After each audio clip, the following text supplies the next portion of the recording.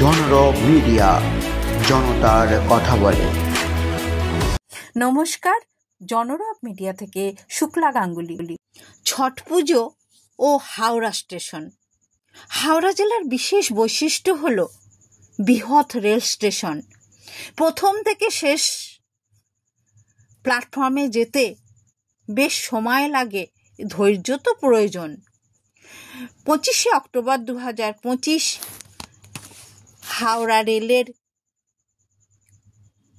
DRM ছট পুজো উপলক্ষে অন্যান্য আধিকারিকদের নিয়ে রেল যাত্রীদের সাথে কথা বললেন। ছট পুজোয় অংশগ্রহণকারীদের যাতে কোনো অসুবিধে না হয় তার জন্য হাওড়া স্টেশন সেজে উঠেছে নতুনভাবে, নতুন করে। চলুন আমরা একটু হাওড়া স্টেশনের ছবিগুলো দেখি। মিথিলা এক্সপ্রেস, যাত্রীরা যে যার সিটে বসে পড়েছে। DRM উনি কথা বলছেন আধিকারিকদের সঙ্গে, বিশেষভাবে খবর নিচ্ছেন পুঙ্খানুপুঙ্খভাবে, কারণ বিশাল দায়িত্ব রেল পরিবারের, দায়িত্ব তার মাথায়, সুতরাং তিনি খুবই ব্যস্ত। এই ব্যস্ততার মাঝেও তিনি গোটা হাওড়া স্টেশন আধিকারিকদের নিয়ে সরজমিনে দেখলেন, কথা বললেন। যাত্রীদের অসুবিধে হচ্ছে কিনা, তাদের কি অসুবিধে হচ্ছে, বা কেউ জোর করে উঠতে গেলে ধাক্কা দিয়ে তাকেও কিন্তু বুঝিয়ে দিলেন এটা ঠিক নয়, এইভাবে উঠলে সবারই কষ্ট হবে, কারণ তারা দীর্ঘক্ষণ লাইন দিয়ে দাঁড়িয়ে আছেন। যারা আজকেই টিকিট কেটে যাত্রা করছেন তাদের জন্য তো বিশেষভাবে RPFরা লাইন দিয়ে তাদের যথাস্থানে বসাবার ব্যবস্থা করে দিচ্ছেন। এ এক অন্য হাওড়া স্টেশন। পূর্ব রেলের DRM কি বললেন চলুন আমরা শুনে নিই। देखिए, यात्री यहाँ पर काफ़ी मात्रा में आ रहे हैं जिनको अपने छठ के पर्व के ऊपर वापस घर जाना है। उसके लिए हमने बहुत सारी व्यवस्थाएं करी। स्पेसिफिकली हमने ये देखा है क्योंकि हावड़ा स्टेशन काफ़ी बड़ा स्टेशन है और यहाँ पर ऑलरेडी काफ़ी एक वेटिंग एरिया हमारे पास कैप्टिव है, लेकिन उसके बावजूद भी अगर रश ज़्यादा होता है या इस प्रकार के लोग हैं जिनको जाना है और जिनके लिए वहाँ अगर ऐसी स्थिति बनती है कि वहाँ पर स्टेशनों के ऊपर जगह ना बचे, तो उसके लिए एक होल्डिंग एरिया 2 बनाए गए हैं। एक तो जहाँ पर हम लोग खड़े हैं और इसके अलावा एक और होल्डिंग एरिया थोड़ा पीछे की साइड में बनाया है। टोटल मिला करके 2 होल्डिंग एरिया करीब 6,500 स्क्वायर फीट के होल्डिंग एरियाज बनाए हैं।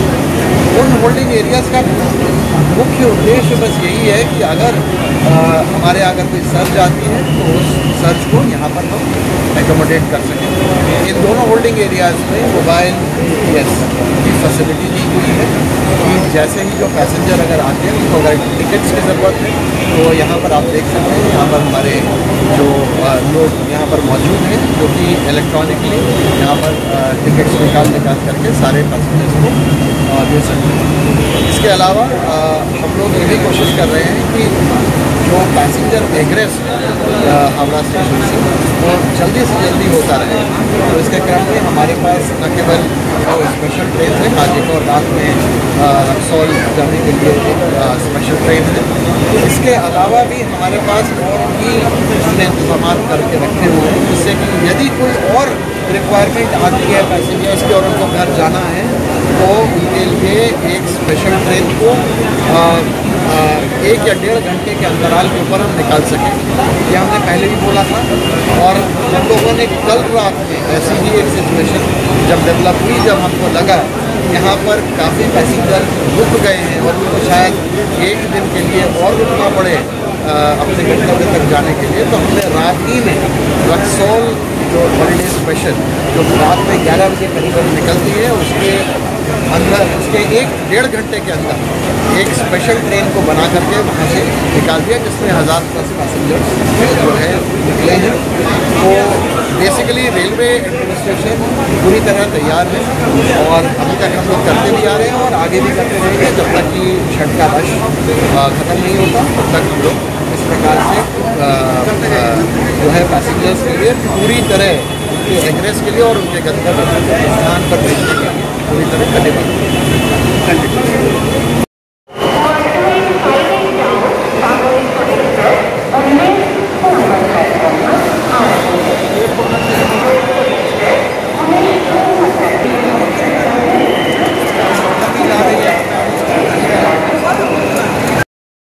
নানা ভাষা, নানা মত, নানা পরিধান, বিভেদের মাঝে দেখো মিলন মহান। এটা পশ্চিমবঙ্গ। পশ্চিমবঙ্গে সর্বধর্মের সমন্বয়।